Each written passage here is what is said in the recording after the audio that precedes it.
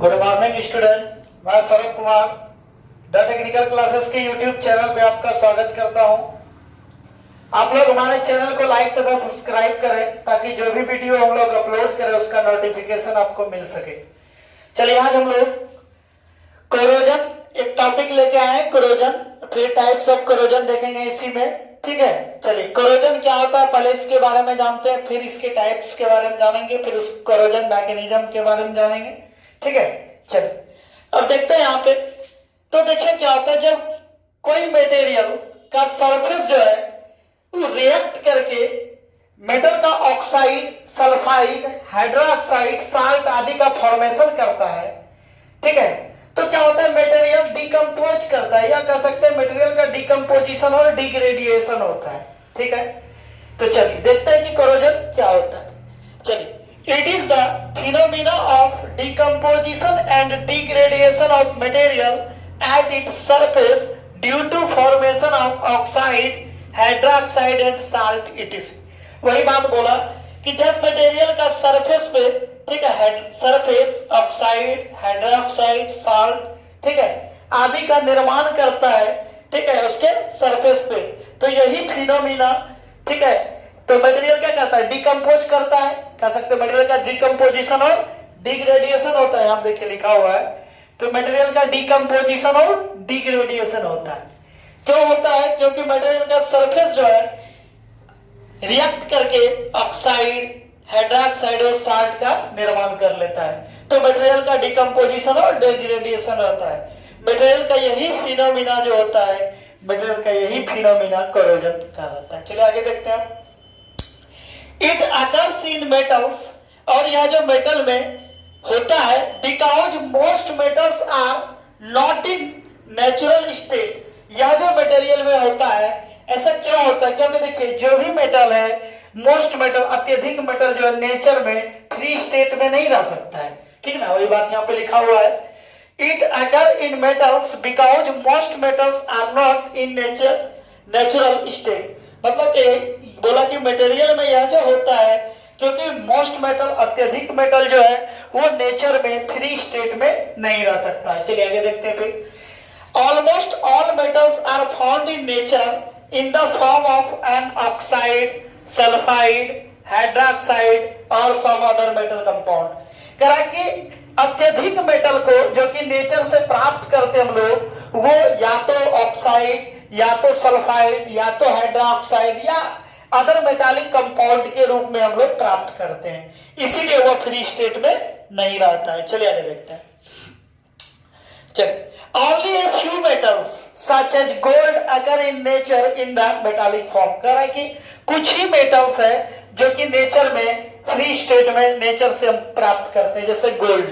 ठीक है, तो वही चीज यहाँ पे लिखा है, only a few metals such as gold occur in nature in the metallic form. चलिए आगे देखते हैं।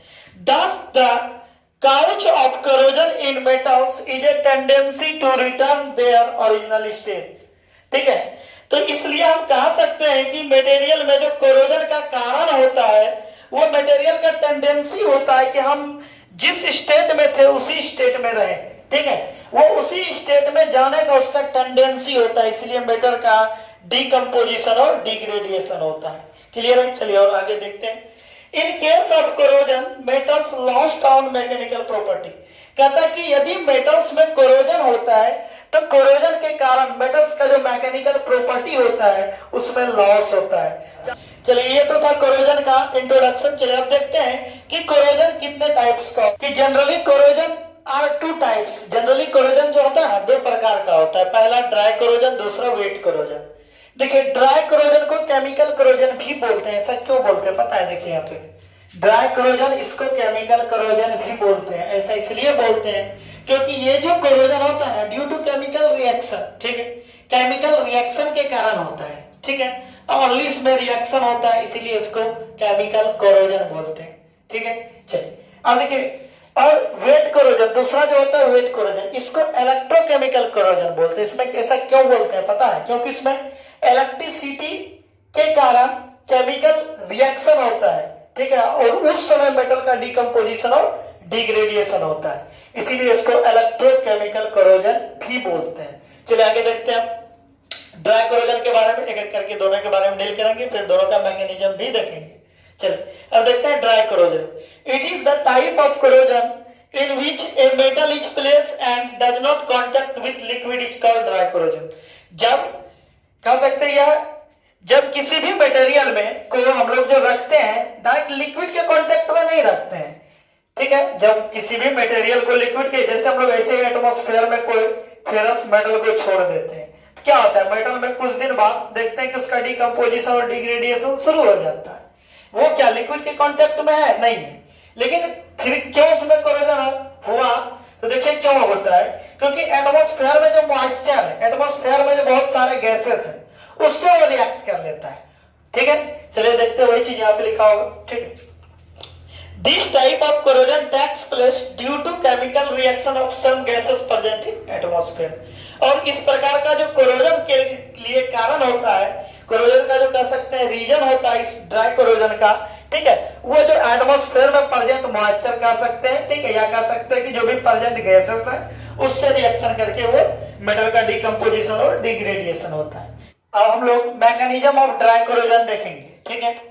तो ड्राई कोरोजन का मैकेनिज्म क्या होता है? When a metal is exposed to a high temperature it starts releasing electron and becomes electropositive. देखिए क्या होता है कि जब किसी भी मटेरियल को ऐसे एटमॉस्फेयर में छोड़ देते हैं तो क्या होता है, एटमॉस्फेयर में टेम्परेचर बढ़ने से मेटल क्या करता है, इलेक्ट्रॉन को रिलीज करना स्टार्ट कर देता है, ठीक है।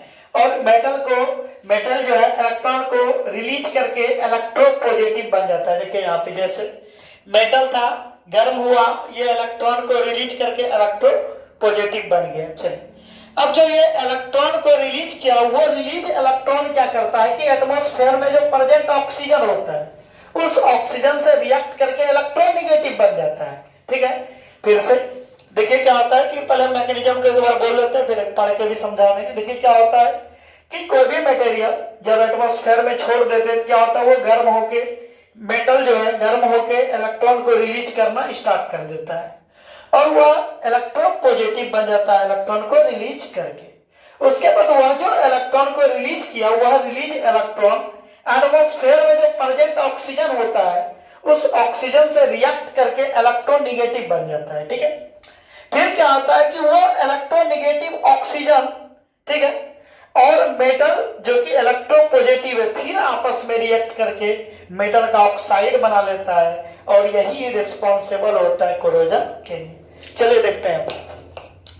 तो वही लिखे हुए हैं कि when a metal is exposed to a high temperature it starts releasing electron and becomes electropositive.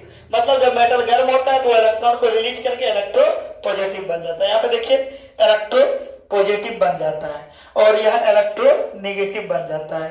अब देखिए क्या होता है कि यह जो इलेक्ट्रॉन रिलीज किया, यह रिलीज इलेक्ट्रॉन एटमॉस्फेयर में जो प्रेजेंट ऑक्सीजन है उससे रिएक्ट करके क्या कर गया, इलेक्ट्रोनेगेटिव बन गया। वहां लिखा हुआ है the released electron is gained by the oxygen present in the atmosphere and becomes electronegative. चलिए देखिए प्रेजेंट जो ऑक्सीजन था एटमॉस्फेयर में, यही ऑक्सीजन था।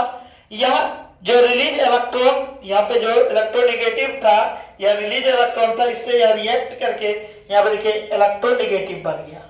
अब देखिए फिर से क्या होगा कि यह इलेक्ट्रोनेगेटिव और यह मेटल का जो इलेक्ट्रोपॉजिटिव है, ये दोनों आपस में फिर से रिएक्ट करेगा और यहाँ पे मेटल का ऑक्साइड बना देगा। चलिए देखते हैं कि the electropositive metal reacts with the electronegative oxygen to form metal oxide which is responsible for corrosion.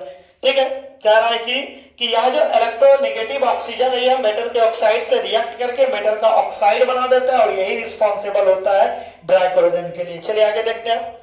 Here the metal not contact with liquid so it is known as dry corrosion। और यहाँ पे देखिए कहीं भी metal को liquid के contact में नहीं आया, इसीलिए इसको ड्राई कोरोजन बोलते हैं। लास्ट में यहाँ इलेक्ट्रोपॉजिटिव मेटल जो है उसका रिएक्शन इलेक्ट्रोनेगेटिव ऑक्सीजन के साथ दिखा देंगे कि यही मेटल का ऑक्साइड बनाता है जो कि रिस्पॉन्सिबल होता है कोरोजन के लिए।